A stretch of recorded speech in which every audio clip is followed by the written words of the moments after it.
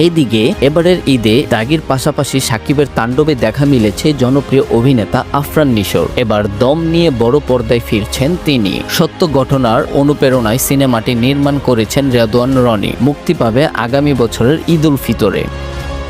Cinema সংশ্লিষ্টদের মতে performance ও acting base survival ঘরানা cinema হতে যাচ্ছে এটি। 2023 সালে এটি চুক্তিবদ্ধ হন অভিনেতা চঞ্চল চৌধুরী। শোবিজে 3 জনের লম্বা কেরিয়ার হলেও আফরান নিশো, রনি ও চঞ্চল এবারই প্রথম একসঙ্গে কাজ করছেন। শীঘ্রই শুটিং শুরু হবে বলে জানা গেছে। অন্যদিকে বরবাদ নির্মাতা মেহেদী হাসান হৃদয় তার নতুন সিনেমার ঘোষণা দিয়েছেন কিছুদিন আগেই, যদিও এখনো নাম কিংবা অভিনেতা চূড়ান্ত হয়নি। শোনা যাচ্ছে শাকিব খানের পর এবার নতুন মুখ নিয়ে হাজির হতে পারেন তিনি। আরও গুঞ্জন উঠেছে মুখ্য ভূমিকায় আরিফিন শুভ, শরীফুল রাজ কিংবা শ্যাম আহমেদকে নিয়ে ভাবছেন এই নির্মাতা। সব মিলিয়ে